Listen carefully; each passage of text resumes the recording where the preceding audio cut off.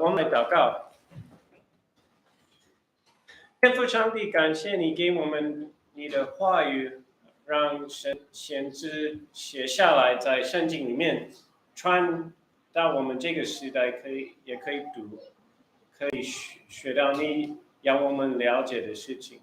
感谢你关心我们，求你用这个时间，让我们可以更认识你，还有更了解你怎么样创造这个世界，然后我们人是怎么样的人，求你带领我们，让我们可以接近你，奉靠耶稣基督的名求，阿门。OK，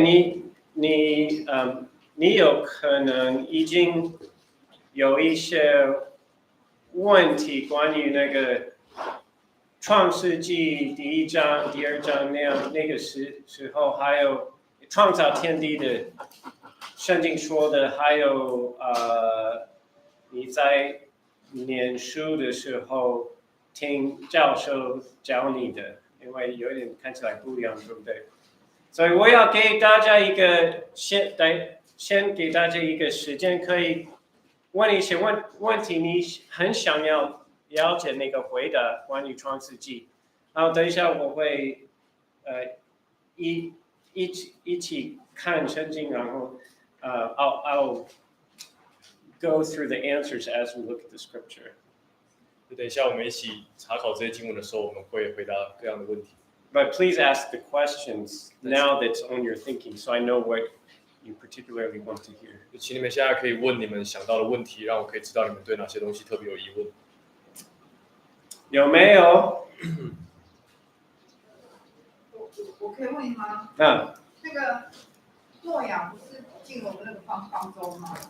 那个方舟啊，他的动作进来了，那他是怎么去管理他？这我比较好奇。对。OK， 很好的问题。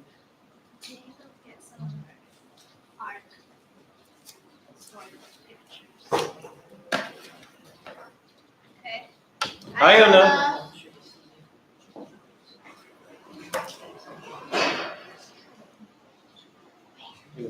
？Any other Genesis questions? 还有其他创世纪的问题？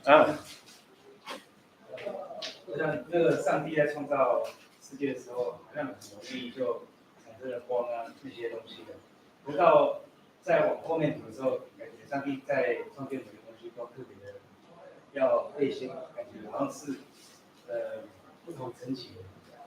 所以我想说，上帝是怎么去做这件事情？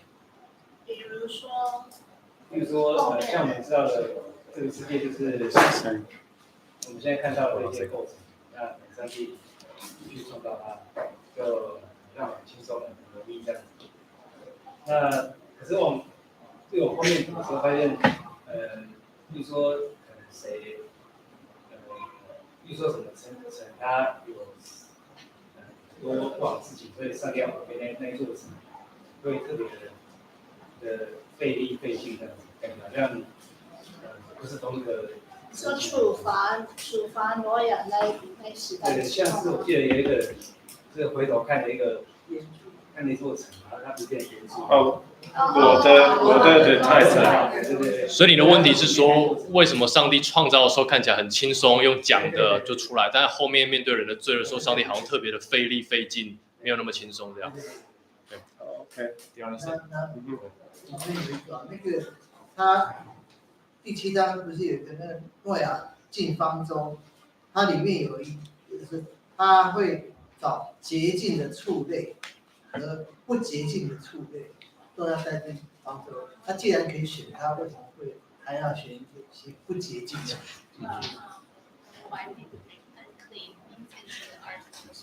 ？OK。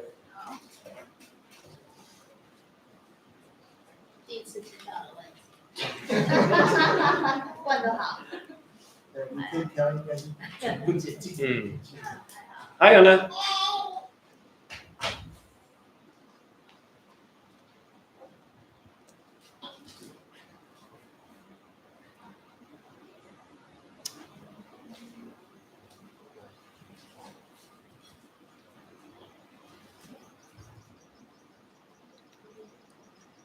Okay. Did I pray? Yes, you Okay. prayed. 所以我可以看到有sometimes 可以看到有的问题是关于挪亚那个时代，有的问题是关于创造天地的时候。所以我希望可以控制时间，我们两边都可以回答。所以我们来看创世纪第1章。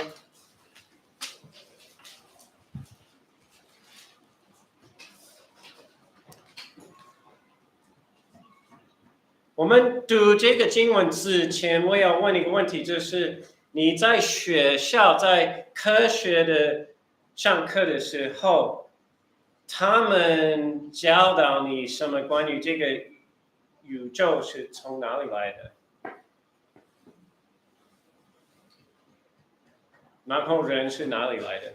你学什么？猴子病。对，这是一个什么虎天啊？4T 那个叫虎开天。对。盘古开天。What's that? 盘古开天。Just a story of Chinese myth. Chinese myth. 还有呢？你们都没有认真读科学吧？都是看读文学，不是科学吗？我们读的进化论是讲说世界的，就是混沌当中这个东西就闪电啊或什么，就产生了有机物质啊，这样子，白天就这样子，好像是一个几率一样的东西，就这样子产生了生命，从单细胞到多细胞，然后到更复杂的生物。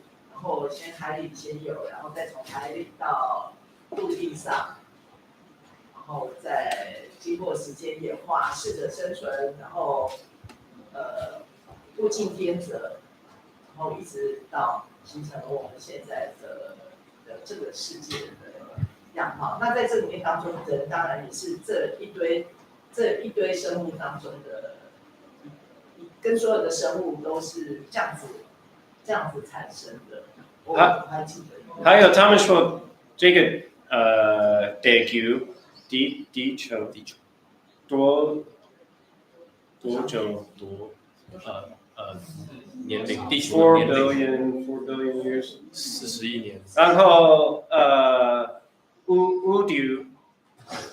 宇宙是多少？实际 I forgot 16 billion years. I forgot. 我忘记是多160亿年。所以他们的意思是，我们在这个世界很久，然后我们人只有一段时间在这个世界，对不对 ？OK， 所以你们都you all know about the Big Bang, right？ 你们都听过大爆炸对吗？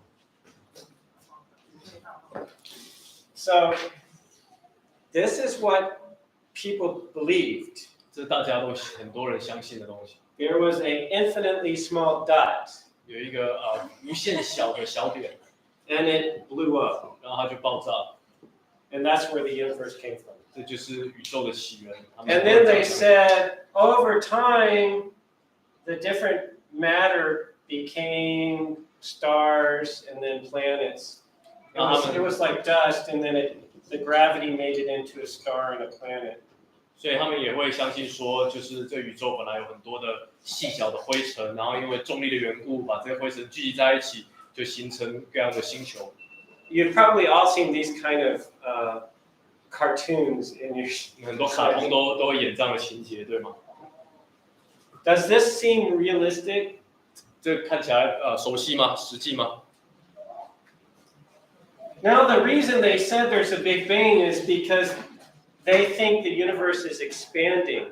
他们之所以认为有大爆炸，是因为他们相信宇宙是不断的在扩张。So they in their minds they go backward, and then it's from one point.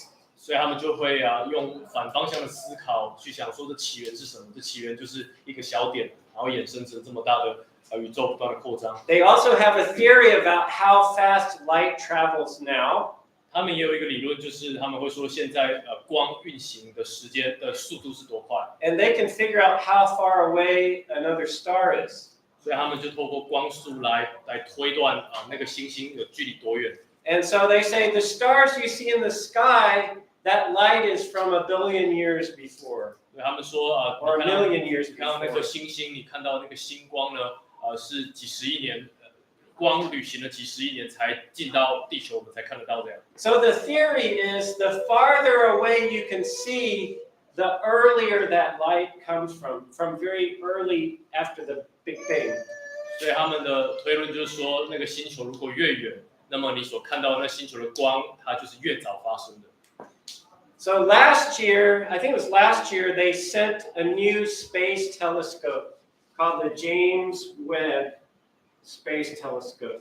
所以大概是去年他们的太空科学家，他们就送了一个太空的望远镜，它是这个名字，它望远镜的名字。And that telescope is the best to see really, really far away. 那这个太空望远镜呢，它是品质最好的，它可以看到非常远的地方。If you look online, you can find the pictures. 你可以在网络上看到这个望远镜的照片。So if you imagine the idea of a Big Bang, 所以如果你想象大爆炸这个概念， the farther away it is, 越远， the earlier that what you're seeing happens. 它距离越远，那么你看到它的状态就是越早的。So the farthest away should be close to when it just the Big Bang happens. 所以那最远的距离呢，也同时是当时大爆炸发生的时候。So the farthest away you should not see any stars or galaxies. 所以最远的地方你不应该看到任何星星或者是星系。It should not be organized. 它不应该是有条理的。 Because they said there's a Big Bang and then gradually things organized and became stars and galaxies from gravity. 他们说，因为透过大爆炸，所以本来杂乱无章的宇宙这些物质就开始组织起来，开始整齐的变成各样的星系、星球。So that was their understanding. 所以这是他们所理解的。 And if you have a bad telescope, the farther away you look, the less clear things are, so you don't know it's really organized. 所以望远镜如果品质不太好的话，你看远方就会发现那边的东西不太清楚。But they got this telescope out in space. 那他们把这个太空望远镜放到太空里面。 And do you know what they found out? The 知 faraway places? 道他们在比较远的地方，他们发现什么吗？ They're just as organized. They're galaxies, just like galaxies close by. 他们发现说，这么远的地方的星系跟比较近的地方的星系都一样是很整齐的。Why is that a problem? 为什么这样？那这个是个问题。为什么这是个问题呢？ Because in their theory, a Big Bang it gradually developed into galaxies. 因为他们的理论里面呢，就是透过大爆炸，那才逐渐的演变成我们今天看到整齐的星系。 But it's like there's a Big Bang and instantly all the galaxies appeared. 对，但是事实上看起来好像就是有一个大爆炸，然后瞬间就产生这些整齐的星系。 So the scientists don't know what to say. 所以这些科学家呢，他们面对这样子的结果，他们不知道该说什么，该怎么解释。 Christians know what to say. 但我们基督徒，我们知道该怎么解 It 释， matches the Bible's description. 因为这个科学家所观察到的现象，其实跟圣经所教导的 The universe is not that old, 我们的宇宙并没有那么他们所说的那么的老， and the Earth is not that old. 我们的地球也没有像他们所讲的这么的老。 And it wasn't created the way they say. 那这个宇宙还有地球一开始被创造的样子，也不是像他们讲的那样。 So they said think about our own sun. 你可以想一想，我们现在所看到太阳， They said there is a bunch of dust 他们说当时有很多的这些宇宙的细尘， and gravity 然后重力 turned it into a star. 重力就让这些灰尘变成一个太阳， And then other dust was traveling around the star, 然后其他的灰尘呢就围绕着这个太阳不断的运转， and eventually the dust came together and developed into planets. 然后这些宇宙的围城呢，就开始发展聚集成为其他的星球， And that's our planet, 而这也就是 our Earth。 our Earth. 那这就是成为我们今天所居住的地球。他们理论是这样。 When you read Genesis 1, you'll find a problem. 那当你读创世纪第1章的时候，你就会发现这个理论的问题。 I'll ask you, you can answer when we read it. In Genesis, was the sun created first or the earth created first? 根据创世纪第1章是太阳先被造，还是我们的地球先被造呢？ Okay, that's about the cosmos or the astronomy. 所以这就是我想跟你们讲的关于宇宙还有星系这样子的。 What do they say about life? 那他们又怎么样谈到关于生命的问题呢？ They say, well, a long, long time ago, 他们说很久很久以前， billions of years ago, 几十亿年前， just like Star Wars, 就像星际大战一样， there was like liquid and dirt and everything, and all of a sudden you have these molecules forming, and then all of a sudden you have cells forming.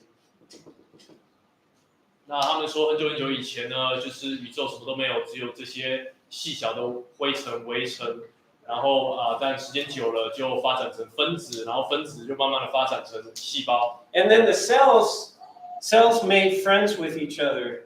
然后这些细胞呢，他们彼此交朋友。细胞变多细胞。 The cells made friends with each other, and they became like many cellular organisms. 那这些细胞，它们彼此聚集，就开始成为一个生态系。 And they eventually became fish. 然后它们就慢慢的成为像鱼这样的生物。 And the fish love to breathe in the water.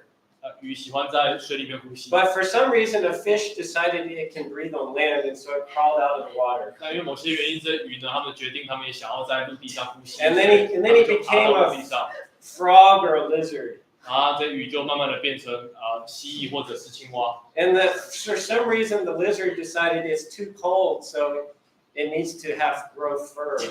然后因为某些理由呢，这些蜥蜴它们觉得太冷了，所以它们就想要长出羽毛。 And then it becomes a mammal. 然后就变成哺乳类。 And then a big meteor from the sky hit the earth and killed all the dinosaurs. 然后有彗星掉到地球上，就把所有的恐龙都杀掉了。 And so this little rat took over the earth and gradually became the monkey that became the man. 所以剩下就是小老鼠，它开始占据整个地球，然后就变成猩猩、猴子，然后逐渐变成人。 Doesn't that sound like a fairy tale to you? 听起来很像童话故事哈。That's what's taught in your school. 但你们学校就是这样教 Of 你。 course, it's more complicated, but if you look at the basic idea, that's the idea. 虽然学校教的可能会听起来比较复杂，但其实它讲到头来，基础的就是像我刚讲的这些。 Do you remember I told you about the telescope? 记得我刚跟你提到那个望远镜吗？ And so what they discover now doesn't match their ideas. 那他们透过这个望远镜所发现的东西，跟他们原本的理论是不相合的。People have also developed better and better microscopes so they can see more tiny things. 那科学家他们也研究出品质越来越好的显微镜，可以看到更细小的细胞里面的组织。 And they realized something. 那他们发现一件事。 When Darwin made his theory of evolution, 当达尔文呢，他开始讲述他的演化论、进化论的时候， he thought cells were very simple. 他以为细胞是非常构造简单的。 But cells are more complicated. They're designed like Type A city. 但事实上，细胞是非常非常复杂的，就像台北市一样的复杂。 There are roads inside cells that transport material in different directions. 那个细胞内部其实有非常多的路径，它会在细胞内部传送不同的物质。 There are specific factories that build things. 那细胞里面也有像是工厂一样的构造，会制造一些东西。 There are specific things that can move the cell around. 那细胞也有一些构造是会让这个细胞本身移动。 And where did all these complicated things come from? 那这些这么复杂的细胞构造从哪里来的呢？ It came from DNA. 它从 DNA 来的。 The thing about DNA is it's a language. DNA 呢，它可以说是一种语言， It's information. 它是很多的资讯不断的汇集。If I in English we have letters that make you put together for a word. 那在英文里面，我们是用字母组成文字。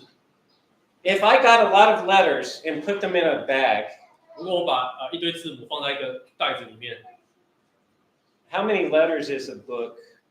How many words is a book? Maybe 70,000一本 words. 书大概有几个字？可能大概7000个字。 And then times like if you say 5 letters per word, 那如果你假设说一个字平均大约5个字母， 70,000 times 5 is what? 7000乘以5是35000。 Okay, so if I got all of those letters in a bag 所以如果把这么多35000个字母放在袋子里面， and I dumped them on the floor, 然后把它倒在地板上， would that be a book?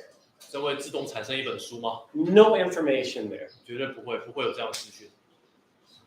But this DNA, I won't tell you how detailed the information is. It's better than any computer. 那个 DNA 的构造呢？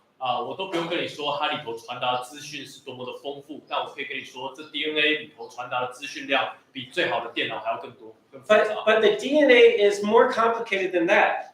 那 DNA 里头的资讯比最好的电脑还要更复杂。 Because there are molecules that read the information. 因为 DNA 里面呢会有分子，它会去读取这些资讯， And they can read it in different ways, so they get different information. 他们可以用不同的方式读取资讯，以致他们可以吸收不同的资讯。 So what I'm saying is a little cell is more complicated than a city that we design. 所以我要讲的重点就是说，就连最小的一颗细胞都比我们所发展的城市还要更加复杂。 And it all works together. 这细胞里面的构造都彼此合作。 Where did it come from? 那这从哪里来的呢？ Do you know what Darwin 你 says? 知道达尔文会怎么讲吗？ Well, do you know what? Actually, Darwin didn't know the details, but later on, the scientists say this. They 当然， say, 达尔文他本身没有那么的高深，那是后代的科学家他会这样解释。 they say when a cell is reproducing and makes a copy, it maybe makes a mistake on the copy. 他说他说这些细胞会开始制造一些资讯，然后会拷贝这些资讯，那拷贝的过程会产生一些错误。 And somehow, one mistake by one mistake leads to more information. 说这些传送资讯过程产生不同的错误，就会产生更多的资讯。 But if you took your book and changed one letter and you did a typo, 那但是呢，你就想象一下，如果你在帮一本书打字的时候，然后你不小心打错一个字， does that give you more information? 这会让你有更多的资讯吗？ It takes away information. 没有，这其实会拿走本来该有正确的资讯。 What I can tell you all kinds of experiments recently, but I won't tell you today. 那我当然可以跟你分享各种最近他们发现的他们所做的各种实验，但我今天没有时间这样讲。 Information does not develop by itself.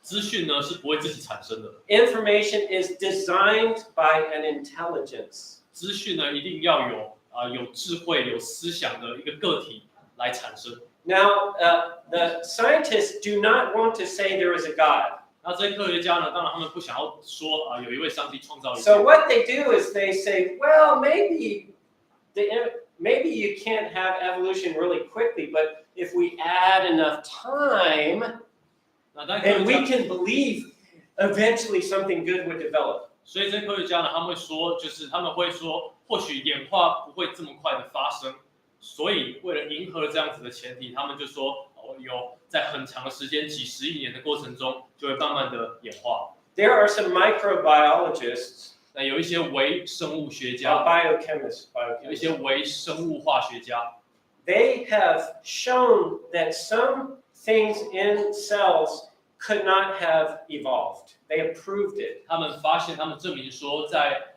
在细胞里面的一些东西，它是没有办法自己演化的。Because it has to gradually develop from one mistake, one more mistake, one more mistake. 因为他们的理论就是它需要从这些不同的错误当中不断的进化到更多的错误。But these things in the body have to have many different parts working together or it doesn't work. 那这些身体里面的构造需要有不同的东西彼此合作，才能够产生更多资讯。In the cell. 在细胞里面需要有不同的东西在一起，才能够产生更多的资讯。So there's no way it could have evolved one mistake at a time. 所以绝对不可能从这些个别的错误中不断的进化更多的资讯。What I'm saying is, whether you look at cosmology, astrophysics, or biology, 不管你是研究 chemistry, 天文地理，或者是生物，或者是化学， the more they study, the more evolution, Big Bang, all of that doesn't work. It doesn't describe the world. 他们这些科学家越多研究这些领域，他们就越发现，其实演化论，其实大爆炸都是越不可能。Let me say one more example, and then we'll look at the text. 刚才的一个例子，然后我就要来看经文。Do you know, everybody likes dinosaurs, right? 大家都喜欢恐龙，对吗？你最喜欢是？我喜欢台语有蹦腿啊龙。我们有一本书是很多。蹦腿啊龙是他们的尾巴有一个很大暴龙，然后它的中文是什么？铁锤龙。铁锤龙，穿山甲。传传起。你当然。你知道那个恐龙是多少以前的时候？他们说是什么时候有恐龙 When do they say there were dinosaurs? 60 million years, 100 million years ago. 大概就是100亿年前，60亿、100亿年前，600到1000亿年前。If something dies, what happens to it?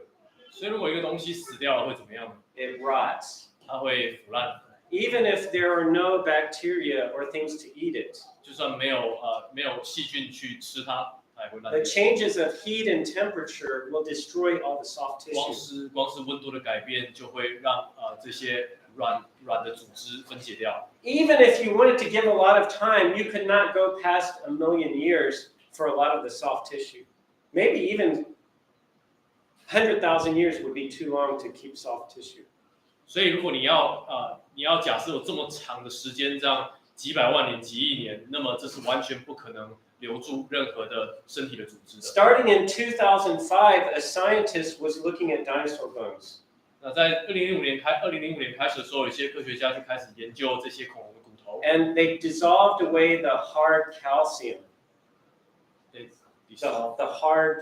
They used acid to take away the hard calcium. 他们用一些方法把它的那个骨头的盖子拿走。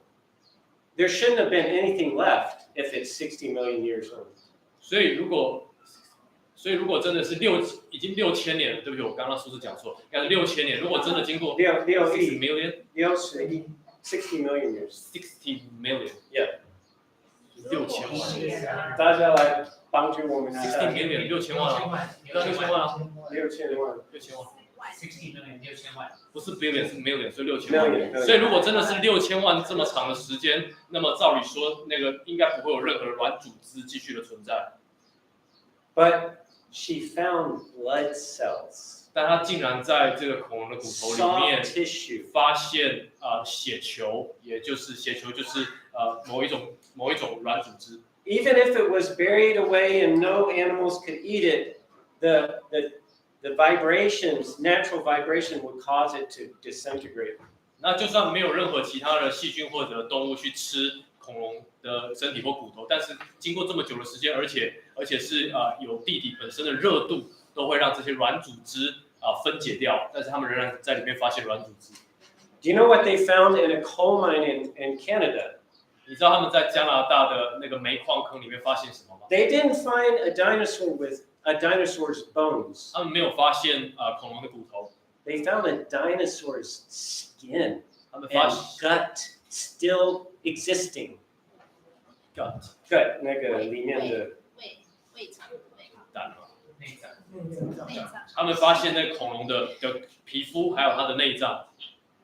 How is it there 60 million years? 如果是真的6000万年，那它怎么可能还会在那边呢？ It's not there. 它没有在那边。Those dinosaurs are not that old. 那些恐龙并没有像他们所讲的这么的古老。 And the more time has passed since then, they discover more things. 那时间就是他们研究的时间越久，就会越多发现类似这样的东西。 There are places like in Montana in America where it looks like a bunch of animals were washed with water into a deep area, and you have thousands of dinosaurs in the same place. 那在美国的蒙大拿州，他们就发现有数以千计的恐龙的骨头还有他们的一些组织都被冲刷到地里面，然后在同一个地方聚集在一起。 And when they dig up the soil, 当他们把那个泥土挖起来的时候， it smells like you're digging up a grave 那 in 它 Taiwan. 闻起来就好像你在台湾挖坟坑坟场一样的味道。 After 60 million years, it still smells like a grave? How could that be? 那如果真的是经过6000万年，它怎么可能闻起来像现在你挖坟墓一样会有那种的臭味呢？ So, if you keep track of these scientists, no matter which theory it is, they try to make all kinds of weird arguments to try to keep from saying, oh, we were totally wrong about all the dates and times. 所以如果你有去追踪这些各式各样不同的科学理论，不管那个是什么，你都会发现的一个共通点，就是他们会发展出各种稀奇古怪的理论，他们就是不想要承认他们对于地球年龄的解读是错误的。And I forgot, I guess I didn't tell you, undergrad, I studied applied math and environmental science. Graduate school, I studied biology. 那我刚可能没有跟你们讲，就是我在读大学的时候，我的主修是应用科学，还有环境科学，然后研究所是读生物。And everything I studied confirmed to me that what we're about to read in the Bible was true and not their theories. Even though I studied at a secular university. 那虽然我是在一间世俗的大学读书，但是我所研究的这些内容都越加的肯定，帮助我肯定，就圣经所讲的是对的。Okay, let's read Genesis chapter 1. 我们一起读创世纪第1章。Now remember, I had a question you have to answer. What was the question? 记得刚刚有个问题，我要你们回答是什么问题呢？ The sun or the earth, which came first? 太阳跟地球哪一个是先受造的？ According to the Bible. 根据圣经，哪一个是先受造的？太阳还是地球呢？ Okay, well, let's read. 一个人读一节. We'll start with the Mandarin language reading. Daniel, 开始。创世纪第1章，起初神创造天地。地是空虚混沌，渊面黑暗，神的灵运行在水面上。神说要有光，就有了光。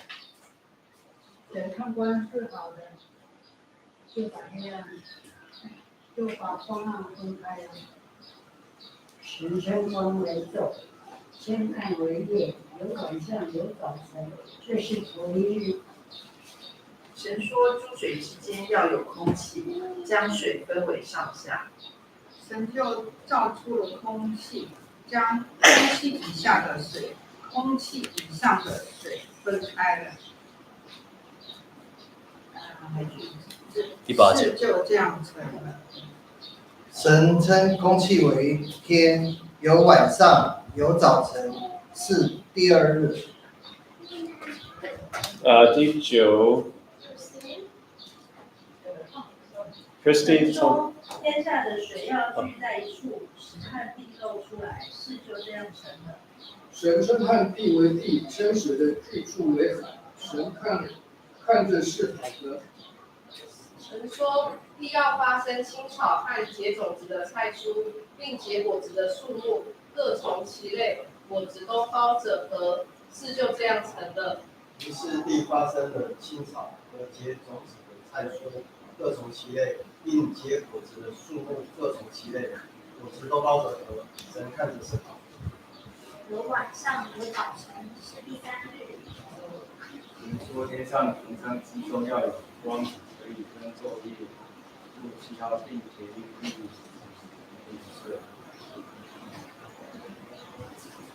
是花光在天空，土高在地上，是就这样子。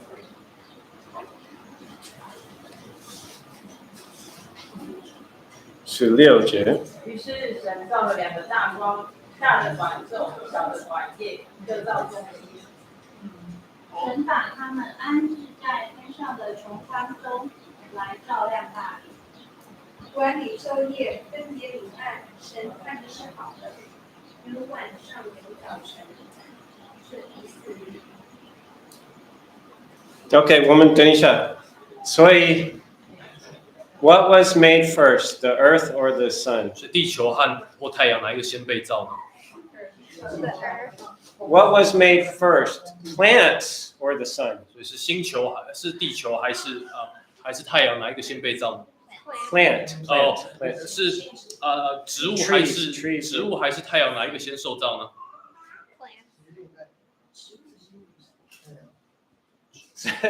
所以，就是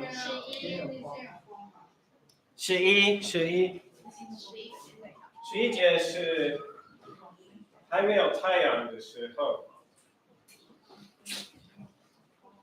OK， 所以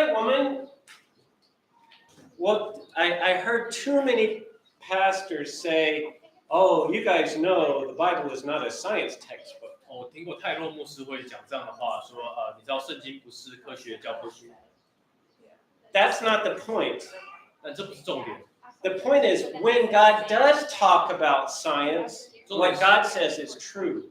重点是当上帝确实有谈论到科学的事情的时候，上帝讲的一定是。God doesn't say everything about science, but He does say some things. 上帝当然没有在圣经里面告诉我们所有关于科学的事情，但圣经确实有提到科学的事。So, this is what I see in the Bible. One, I see an earth. 那我在圣经里面，我就是看到这样，上帝创造的过程就是地球。And then God, think of this like a ball or like a basketball. 可以想象这个就是像一个球，像一个篮球这样。And then God created light, right? 然后上帝创造光，对吗？ So the light is kind of like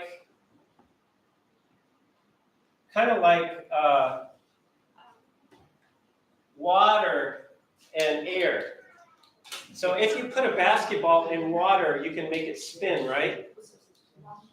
所以 sorry, you say the light is like water. The light separated from the darkness is like water and air. There's a boundary line. 所以光跟暗呢，它们彼此是分开的，就像水也透过穹苍被分开来，这样上面的水跟下面的水。So you could put a basketball in the water and make it spin, 所以 right? 就像你可以把一个篮球放在水里面，你可以让它在水里面打滚。So if there's a tiny little man on the basketball, when he's spinning, he's like half the time under the water, half the time in the air, right? 所以如果假设这个篮球上面有一个人，然后如果你把球放在水里面打滚的话，那这个人呢就会有时候在水里面，有时候在水上。So it's okay if it spins fast because he just goes and then. 他就不断的捏鼻孔就可以。 If it's too slow, he's in trouble. 那如果球转得太慢，他就完了。 So this is the kind of picture we see here. God separated, made a boundary between the light and the darkness. 所以你看到上帝他把光和暗中间分界。 And almost like the ball was rotating at that boundary. So if you're on the earth, half of your time you're in the light area, and half of the time you go in the dark area. 所以如果你在这个地球上面，那么你会有一半的时间是在光里面，另外一半时间在黑暗里面。 And if you talk to physicists, 如果你跟物理学家聊这方面的话 they say light can exist independent of the source of light. 他说光可以独立于光源而存在。So it's like God made these light particles, and in one part of one half, and then there's another air without the light particles. 所以上帝创造这些光的粒子，那么有一部分有光，另外一部分没有光。And then each one day, around 24 hours, it rotates like that. 那每一天呢，24小时这个地球就会这样自转。So for how many days was the Earth more like this? 所以有几天的时间这地球会像这样子呢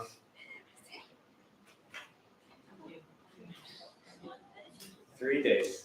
3天。第4天有什么事情发生？第4天发生什么事情呢？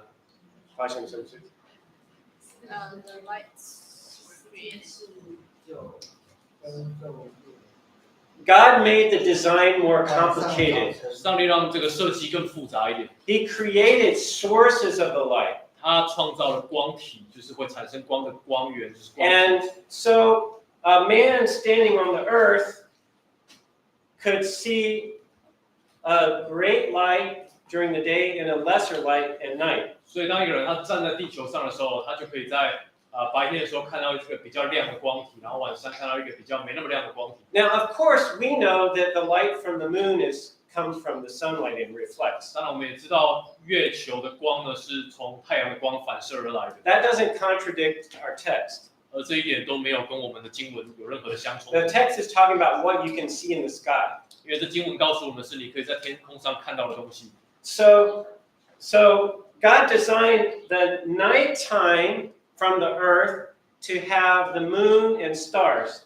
And God designed the daytime on the earth to have the sun as the main thing you see. 所以上帝他的设计就是说，在这个地球在晚上的时候能够有星星和月亮反射而来的星星和月亮而来的光，那在白天的时候，地球可以接收到从太阳而来的光。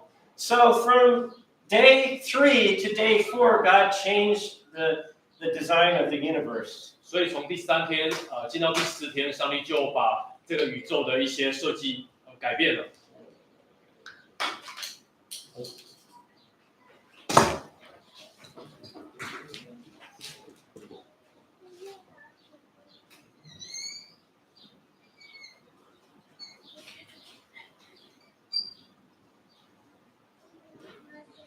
So God made a moon and a sun. 上帝创造月亮，还有太阳 and the stars. 还有这些星星。And the earth is traveling around the sun. Because he talks about seasons and 地球会绕着太阳转。So and also it talks about the stars helped you see the seasons. 还有创世纪也提到第4天的时候，有这些星星帮助我们能够辨认什么季节。 Now this might be too deep, but it means even that the earth was tilted when God created the. 所以 on the 4th day. 第14节。You say the earth was tilted, so you have seasons. 所以就是那个地球呢，它是有倾斜度的。跟太阳有一个。对，地球就是它跟太阳并不是就它。Anyway, God designed the seasons on the 4th day. 所以就地球它是有那个地轴的倾斜程度，所以这样子它接收太阳的温度会有所差异，就是因为这样才会有不同的季节。So Earth before the sun. 所以上帝创造地球是先于太阳。And then plants before the sun. 然后上帝也是先创造植物，才创造太阳。But why could the plants live if there was no sun? 但是问题就是，如果没有太阳的话，这些植物怎么存活呢？ There was light. 因为已经有光。It just didn't come from the sun. 一开始就有光，第1天就有光，只是这个光一开始不是从太阳而来。So you can see from the 3rd day to the 4th day, there was a big change. 所以你可以看到，从第3天到第4天有一个很大的改变。If you keep reading in the Bible, after Adam and Eve sinned, there was also a big change to the universe. 如果你继续读圣经的话，你会发现，当亚当夏娃他们犯罪之后，也产生了一个很大的改变。Scientists look at what's happening today. 科学家呢，他们会研究今天正在发生的东西。And they think everything in the past happened like today. 那他们会假设说，过去的事情跟现在所发生的都是一模一样。 But the Bible already shows us there were some totally different type of universe than what we have today. There's no way for us to know it from science. 但圣经已经告诉我们，就是我们今天的宇宙是什么样子，跟过去的宇宙是什么样子是很不一样的。那你没有办法，你没有办法回到过去看过去什么样子，但圣经可以告诉我们过去的宇宙是什么样子。 They can only see what happens right now. 科学家他们最多只能够研究现在他们所看见的发生的事情。 Okay. Okay, we talked about plants. 所以我们谈论到植物。Do you know where scientists say birds came from? 你们知道科学家怎么解释鸟的起源吗？ They were dinosaurs.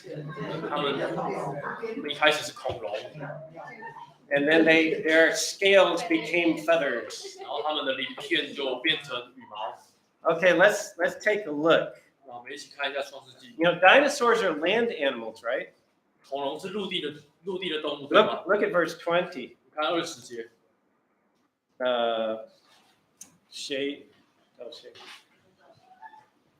We could read verse 20 to verse 25. 从20到25节。那个后面到谁？ Carol 还是？没有。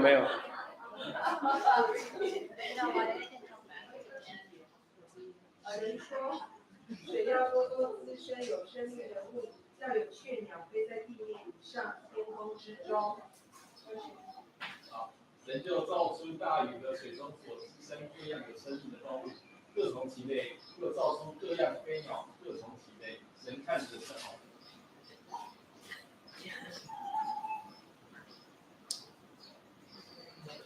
神就是这一切说，滋生很多充满中，却鸟要多生在地上。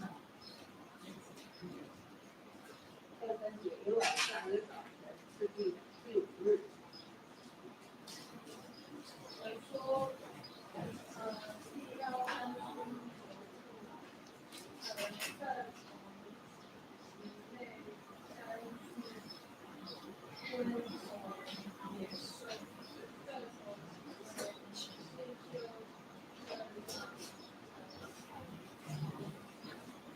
于是神造出野兽各从其类，牲畜各从其类，地上一切昆虫各从其类。神看这是好。 Okay, where does the Bible say the birds came from? 所以圣经怎么说到这些鸟类的起源呢？ God made them before the dinosaurs. 所以上帝是先创造鸟，然后才创造恐龙。天上飞的跟水里的。对 the water, the animals in the water, the animals that flew in the air before he made the land animals. 所以是先有上帝创造那些空中飞的鸟类，还有水中游的水中生物，然后才创造地上的动物。 Now, where does the scientists say the whales came from? 那科学家会怎么说关于鲸鱼？鲸鱼怎么来的？ Remember, you know, the fish came out of the water because he got tired of his friends and became a land animal. 记得他们的理论就是说，这些地上的鱼，他们对于他们的其他鱼类有点厌烦。 And then they say many years later, this cow got tired of all the land animals, so he went back into the water. 他们也会说，就这些牛，他们cow 牛，牛，这些牛他们说 ，right？ 所以他们就成为鲸鱼。 So when it says all the creatures in the sea, it's not just talking about fish. 所以当这段经文提到说所有水里面的动物，不只是在讲鱼， all the mammals that are in the sea. 也包括那些在海里面的哺乳类动物。 all the dinosaurs that swim in the sea. 也包括那一些在水里面、在海里面游的恐龙。 And when it talks about the flying animals, 当他提到这些会飞的动物的 it's 时候， not just, it uses the word flying things. 他所用的词汇是那些会飞的活 It's not 物， just birds. 所以不只是鸟， It's the flying dinosaurs. 也包括那些会飞的恐龙， It's bats, 还包括 the 那个 mammal bats. 蝙蝠啊，蝙蝠是哺乳类。 So all of that stuff was created, like, you know, how do they say bats came? They say a rat was tired of climbing trees, so he developed wings. 所以呢，科学家他们会怎么解释？比如说蝙蝠怎么来的呢？他们会说蝙蝠本来是老鼠，然后爬树爬得很累了，所以就变成蝙蝠。Of course, I'm simplifying it, but 当然我 that's 是 the 比较 basic. 简化他们的理论，但他们基本上讲的就是这样。 No, the bats were created before the mice.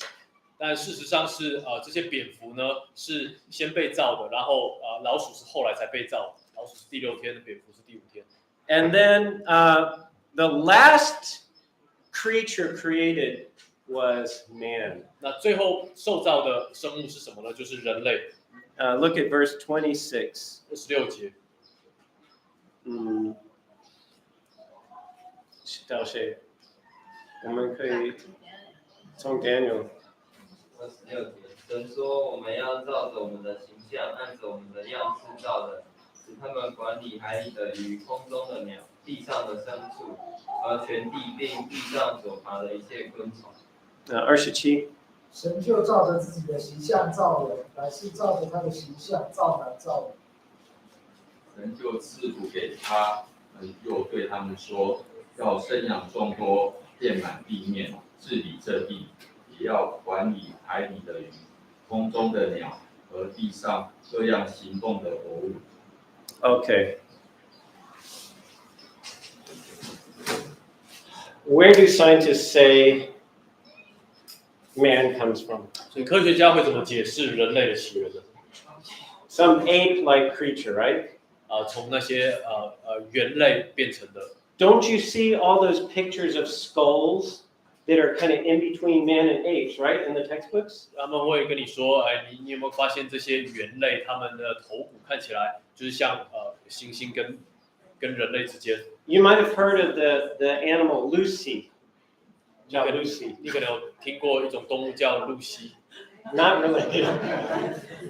It's supposed to be one of the earliest transitions from ape to man. 他们会说这个露西这动物呢，就是比较早期从猿类要进化成人类中间的那种生物。But there is a thing you can do researching the skulls of apes and men from the past. You can see something about the skulls that's different. 但是呢，科学上确实有个方法是，你可以去研究人类跟猿类它头骨的构造会有差别。You can look at the skull and see there's a hole at the bottom where the spinal cord comes down. 你可以在那个颅骨头骨的后面看到一个洞，那个洞就是连接脊椎骨。And you can divide all the skulls into a certain kind where it comes down from the middle and a kind where it comes down from the back. 那你可以把这些头骨分类，有一类头骨是那个脊椎骨连接的地方是在头骨的下面，那另外一类头骨是连接脊椎骨的地方是头骨的后面。Lucy was an ape.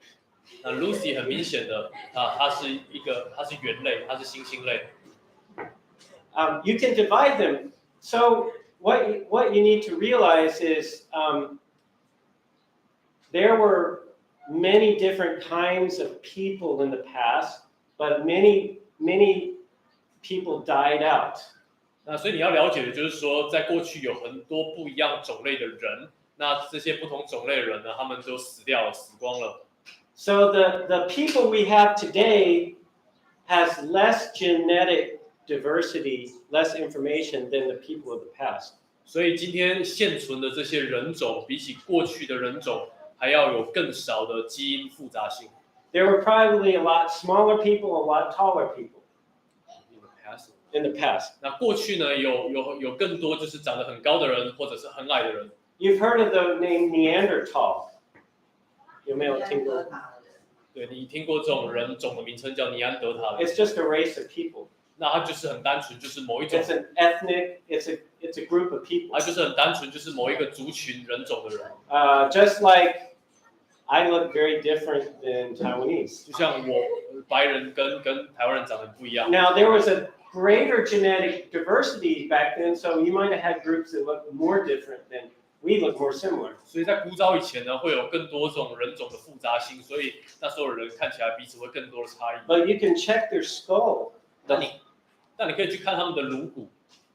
It's divided. What is ape or what is man? Very clear. 人的颅骨，不管这些人种多么的不一样，但只要他是人，他颅骨的那个脊椎骨的连接的地方就是一样的。那如果是猩猩的话，脊椎骨连接到颅骨的地方就是不一样的。What did Genesis 1 say?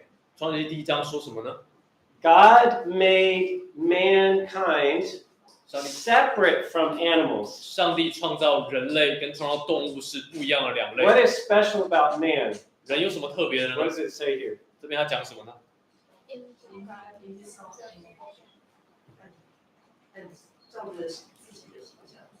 造了自己的形象。So the meaning is, if people say you are animals, you say no, I'm not. 所以如果有人说你是动物，那你要跟他说我不是。No other animal is made in God's image. 没有任何一只动物是按着神的形象 And 造 we 的。 are designed to rule over the animals. 而我们人类受设计是要来统管那些动物， And rule over the earth. 并且统管全地。Let's see the time. Okay, I'm going to say a few more things and then you can ask questions. 我再讲几件事情，你们就可以问问题。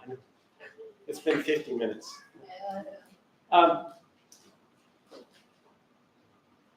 You notice we just read God made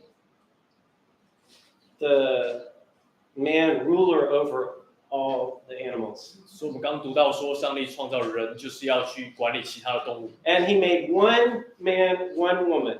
那上帝造人是造男人和女人。 The way they research genetics, they can also see that all humanity came from one woman and one man. 那这些科学家如果他们研究人类的基因的话，他们也会发现说，其实人类最终是从一个男人还有另外一个女人而繁衍而来的。 But God made them the ruler. 上帝让他们成为管理者。 And if you read Genesis 2, 如果你读创世纪第2章， God made Adam before Eve. 上帝先造亚当，后造夏娃。 And God made Adam to have responsibility. 上帝创造亚当，赋予他责任。 As the head of all creation. 上帝让亚当做所有受造物的首领。 What is that responsibility? 而他作为受造物的领袖，他 If 的 you 责任 read 是什么呢？ Genesis 2, 如果你读创世纪第2章， God gave Adam a law. 上帝给亚当一条律法， He gave him a chance to obey God and disobey God. 上帝赐给他机会决定要顺服神或不 This, 顺服神。 this was on the 6th day 而这是在第6天的时候发生的事， before God made Eve. 也就是在上帝创造夏娃之前，上帝就给亚当这样的命令。 What was the law? 而那条命令是什么呢？ God made one tree 上帝创造一棵树， with fruit 有果实的树， that you may not eat. 就是他不可以吃这个分别善恶树的果子。 All the other trees and all the other fruit you can eat. 其他的树、其他果子都可以吃，就这棵不可以。 So God just gave a chance for him to obey or disobey. 上帝给他一个机会，决定是不是要顺服。 But because Adam is the head over all creation, 那因为亚当是全人类的盟约的元首， when he disobeyed, 当他不顺服的时候， the curse did not just come on him.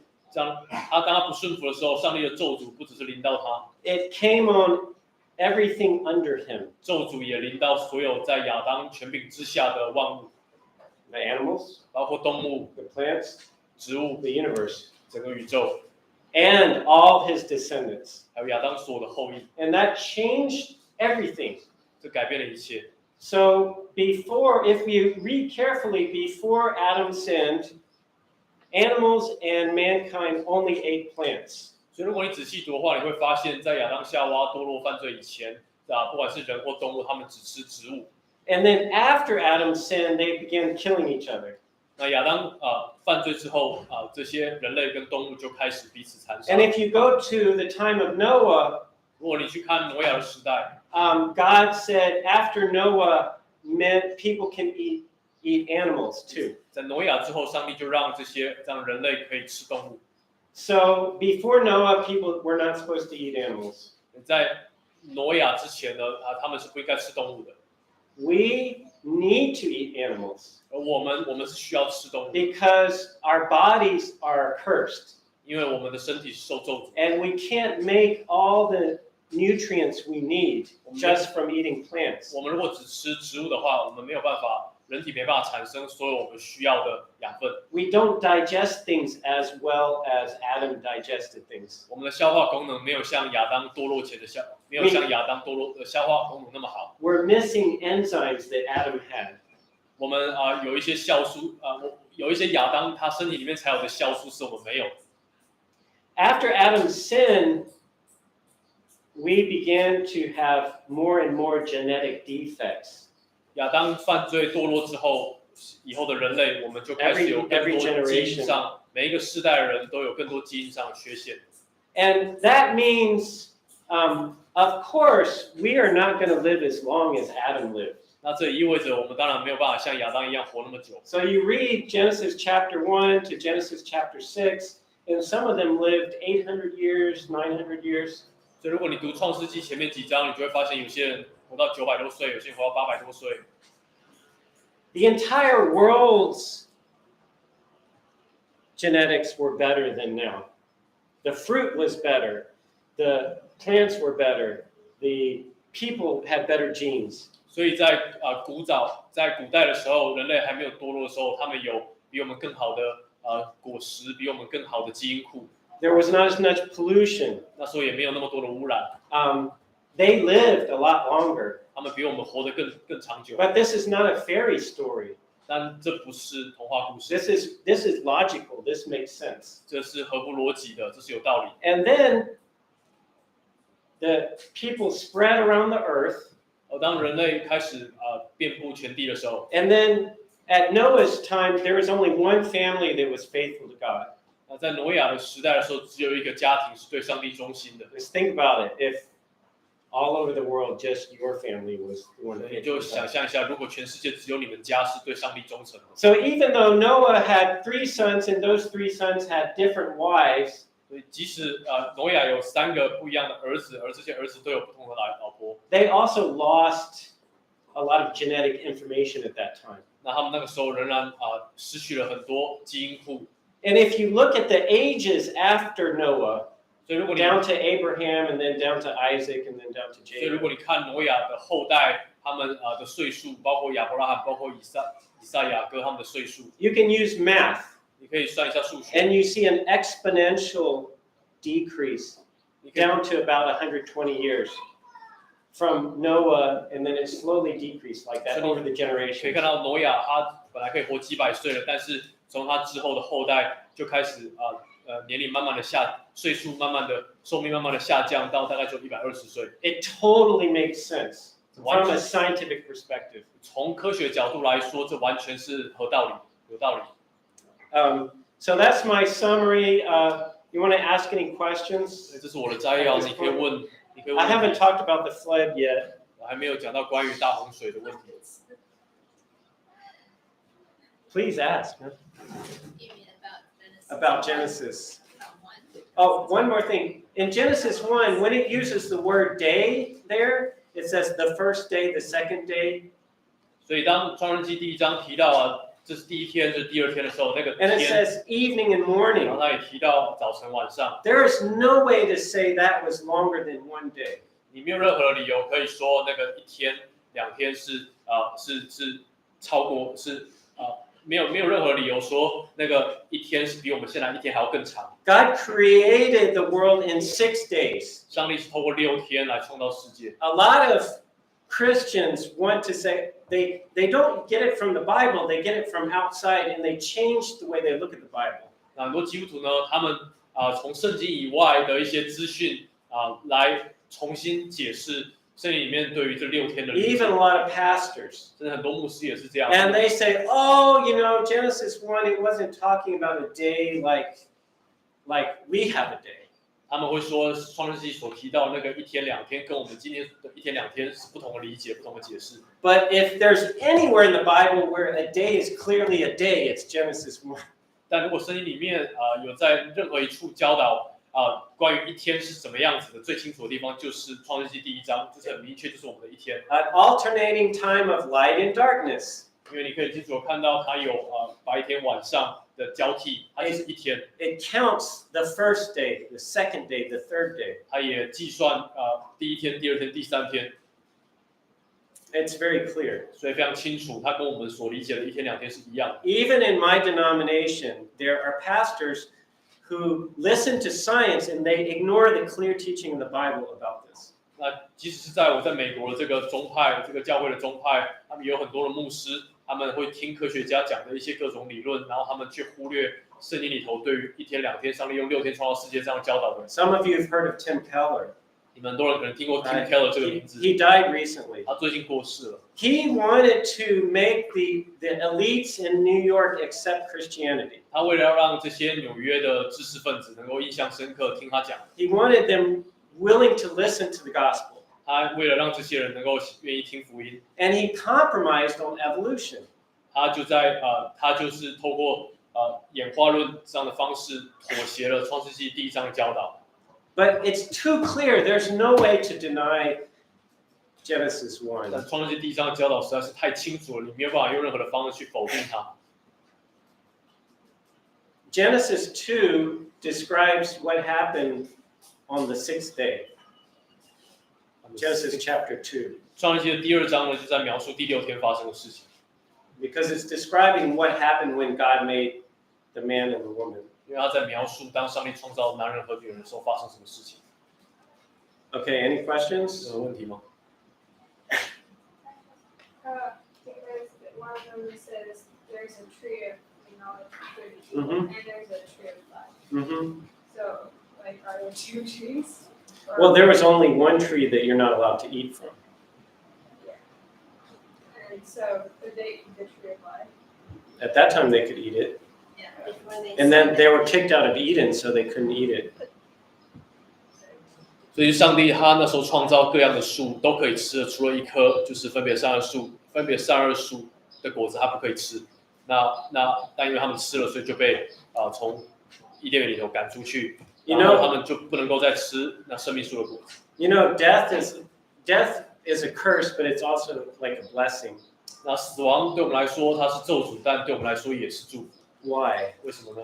Because if we could live even 300 years or 500因为 years, 如果呢，我们假设可以真的活到300年到500年， we wouldn't be worried about death. 我们就不会担心死亡， We wouldn't worry about God's judgment. 我们也不会去担心恐惧 We 上 would 帝的审 become 判。 more and more wicked. 那我们会变得越来越邪恶。 And if we could live eternal life in sin, we would become like demons. 那如果我们假设真的可以带着罪恶活到永远，我们就会变得跟魔鬼一样。 In Noah's day, the people became that wicked. 那在挪亚的年代，那时候的人就是这么的邪恶。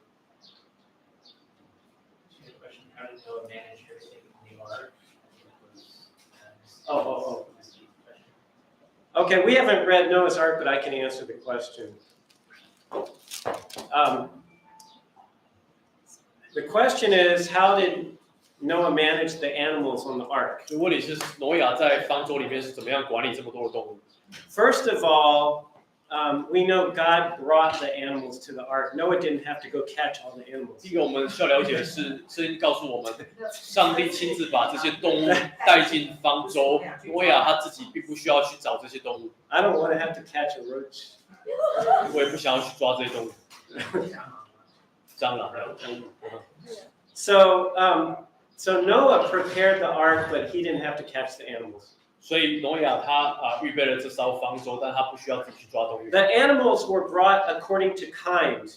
那这些动物呢，是按各种其类被带进这 The 方舟。 animals were created according to kind. 而这些动物也是各种其类，按照它的种类被创造的。 That means a cat and a dog were created separately. 这意味着猫跟狗呢是不同的受造物。But it's possible that a lion and a tiger had the same ancestor.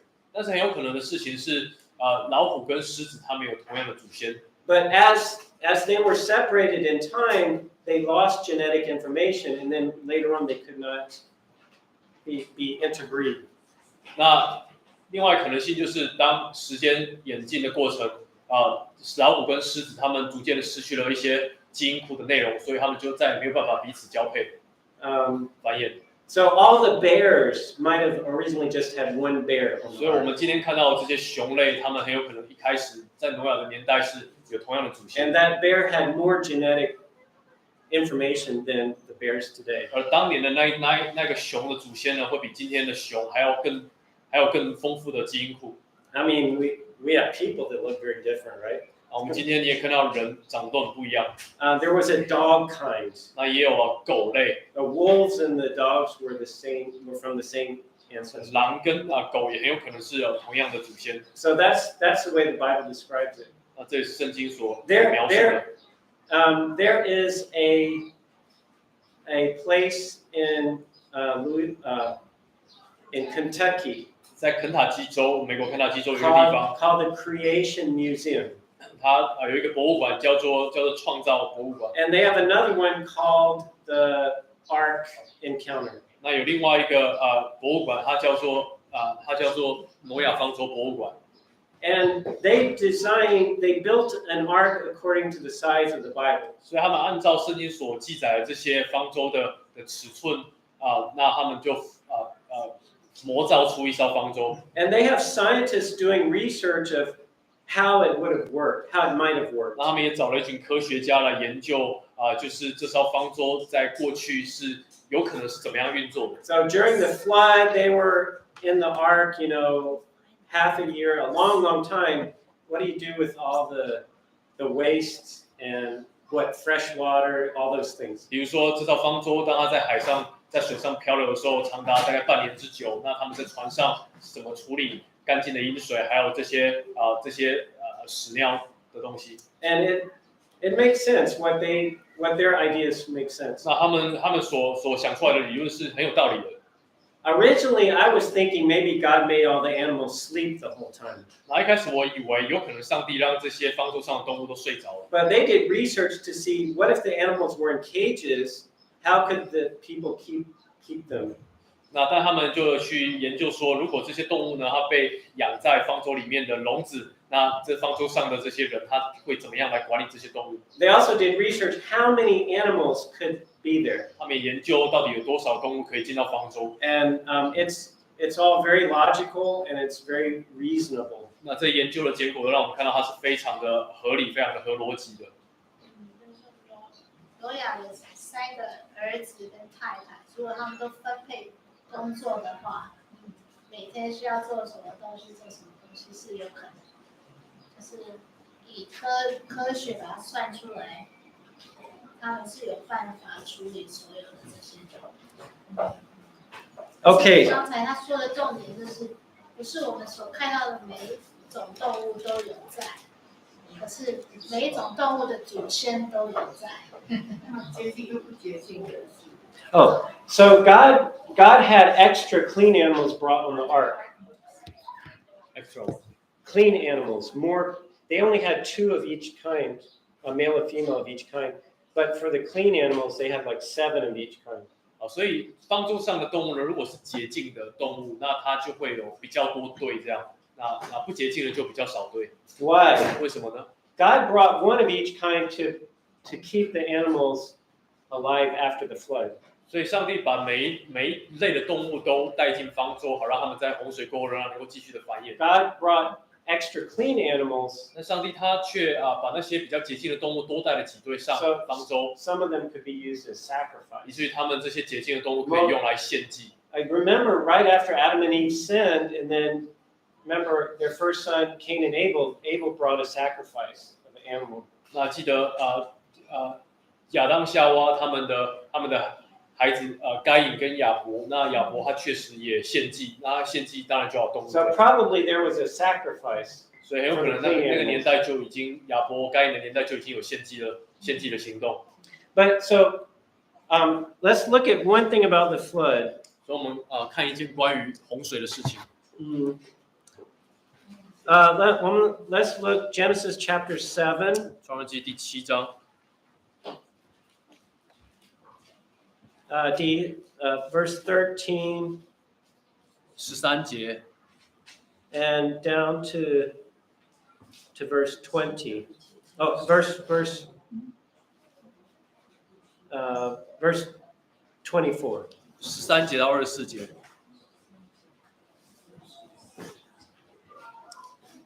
Genesis chapter 7, verse 13 to 24. 7章13到24节。我们想在哪里 ？Okay.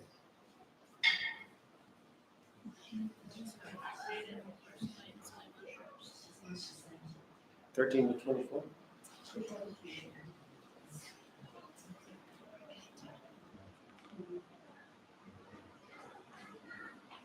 正当那日，挪亚和他3个儿子闪、含、雅各，并挪亚的妻子和3个儿妇都进入方舟。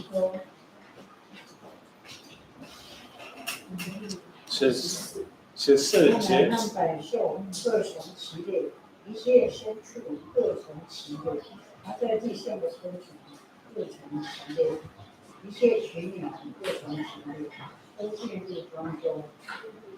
凡有血肉、有气息的活物，都一对一对地到挪亚那里进入方舟。凡有血肉进入方舟的，都是有公有母，正如神所吩咐。诺亚的耶和华就把他关在方舟里。洪水泛滥在地上40天，水往上涨，把方舟从地上飘起。水势浩大，在地上大大地往上涨，方舟在水面上飘来飘去。水是在地上极其浩大，地下的高山都淹没。水势比山高过15周，山顶都淹没了。凡在地上有血肉的动物，就是飞鸟、牲畜、走兽和爬在地上的昆虫，以及所有的都死了。凡在旱地上有气息的生灵都死了。建筑地上一切，凡地上各类的活物，连人带牲畜、昆虫以及空中的飞鸟，都从地上除灭，只留下挪亚和那些与他同在方舟里的。洪水淹没大地，长达150天。OK， 看20节说什么？如果可以念出20节，第20节。水势比山高过15周，山岭都淹没了。所以多高？就是你想想最高的山，我们现在是哪里？喜马拉雅。Before the flood, the mountains weren't necessarily as high as they are now. 在洪水之前呢，那些山不一定是像现在一样那么高。But imagine the highest mountain. 但是你可以想象一下最高的那座山。And so there's a peak. 山峰。Maybe one person can stand on the top. 可能一个人可以站在山峰上。And then the water, if one person got to the highest mountain and the water kept coming up, how high did it come up above that highest peak? 所以如果假设真的有一个人可以站到这最高的山的山顶上，那但水继续的往上升，那经文告诉我们那个水面是升到多高呢？比山还要高多少？ It's about almost 7 meters. 所以它比众山高出7公尺。Above the second floor. 所以就是超越2楼的高度。So there's no way any animal on the land could live. 所以没有任何的可能性能够让任何地上的动物存活。The flood caused all of the deposits you see in the ground, all the dead animal bones in the ground, and all the fossils. The flood caused all the fossils in the ground. 所以就是因为洪水，所以才造成说在地底下这些化石。If you think of the land as like this, 你想象一下，如果那时候陆地是长这样子。 And maybe this is where the ocean is. 这是海平面。 If you go deep in the ocean, 如果你进到海洋的深处 the lowest point on the earth, 就是在地的最低处。Those animals are very simple looking. 那些动物呢，看起来非常的构造简单。 If it's a fish can swim away. 如果是一条鱼的话，它可以游走。 But there are things that are stuck in the bottom. 但是有一些在底下的东西卡在那边。 So if a flood came, 如果大洪水来了 this would be the first thing that's buried. 这个海底下就是会是最先被埋在那里的地方。 And then the soil comes, and then more soil comes and buries other layers as they go up. 更多泥沙呢就会层层的堆积，堆得越来越高。 And this is what you see when you look at layers in the ground. 这就是你在这地上看到的这些层层堆积的状态。 The bottom layers are like deep sea, simple-looking animals. 所以最底层的就是那一些比较构造简单的动物。 And then higher up you see like land animals. 那越高层你就越发现有些陆地上的动物。 But you also see something else. 你也看到一些其他的东西。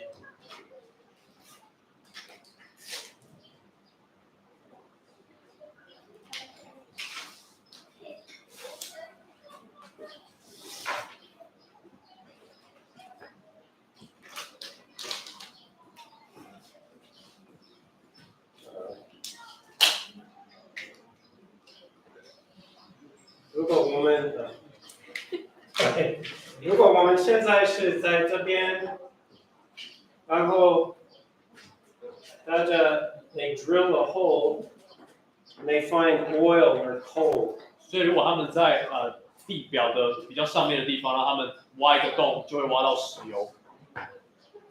That oil is in this little basin. 所以那个石油呢，就在这个一个盆状的地底 or 构造里面， huge areas of coal. 或者是在一个很大的一片煤矿场。 That was all the plants on the earth. The flood washed them into basins, and then there was water pressure pushing on them, and they turned to oil. 所以洪水呢，就把那些植物都冲到地底的深处，然后水压重压在那边，然后时间久了就把它变成石油了。 What I'm saying is, all that you see of these layers are not evidence of millions of years. They're evidence of 1 year of a big flood.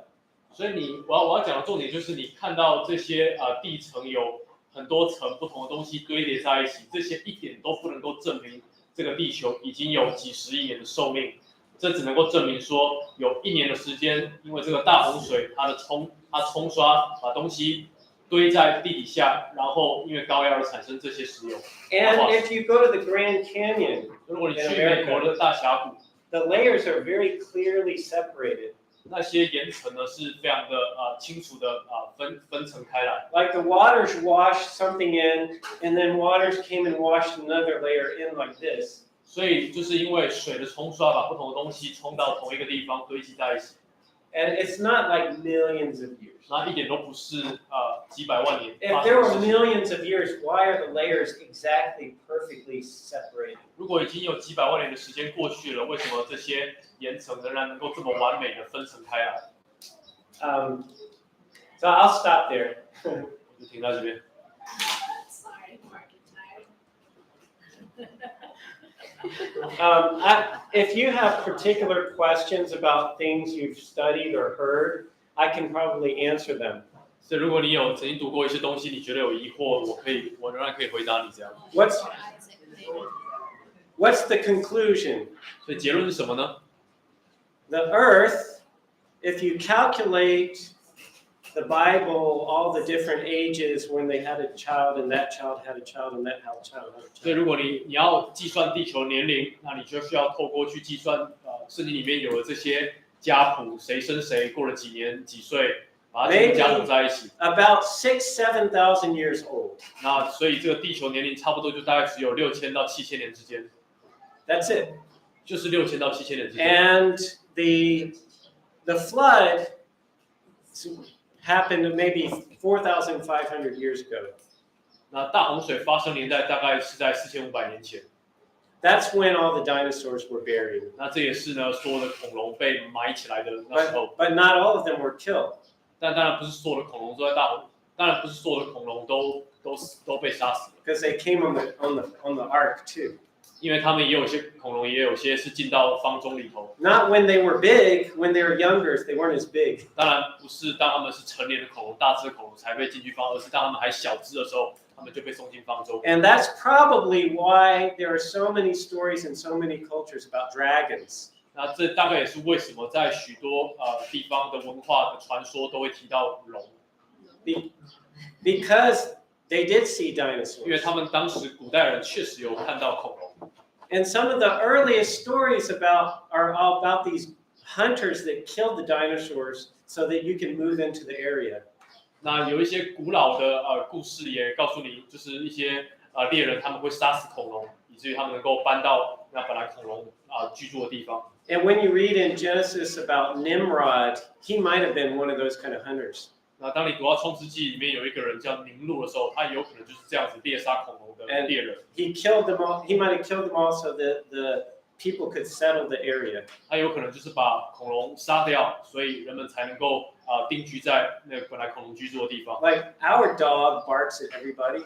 我们的狗的对每个人都会吠叫。Can you imagine if a big dinosaur didn't like people coming near?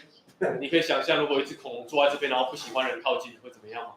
So you have stories all over the world about people killing dinosaurs. 所以全世界呢都有很多的故事告诉我们当时的人，他们就是会猎杀恐龙。In the Bible, they talk about dinosaurs. 圣经里头也提到恐龙。But they don't use the word dinosaur; they use the word dragon. 当然，他们不是用恐龙这个字，他们是用龙的这个字。And Job describes two kinds of dinosaurs. The book of Job.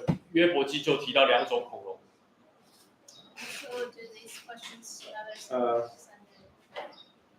I answered this question. No, there's Isaac, clean animal, and also I answered the clean animals. the question was why bring unclean onto the Oh. and also this question about Lot creation. Oh, okay. You can, if I haven't answered your question, you can come ask me after, or bring it up next week. 如果我有些问题你有些问题我还没回答到，你可以私底下来找我，或者下礼拜你可以问。I kind of wanted to give you a systematic introduction. 然后我希望给你一个系统化的介绍，告诉你创世纪有关的这些问题。Daniel, you want to close? 我们在结束祷告。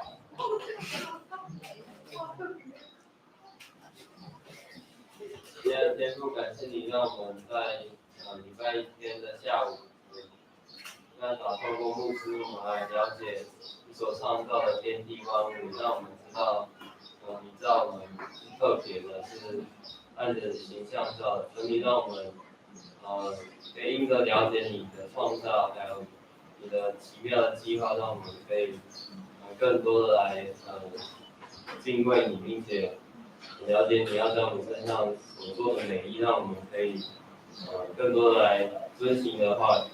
以上祷告奉主耶稣的名。Amen。谢谢大家的耐心。不是所有人喜欢科学。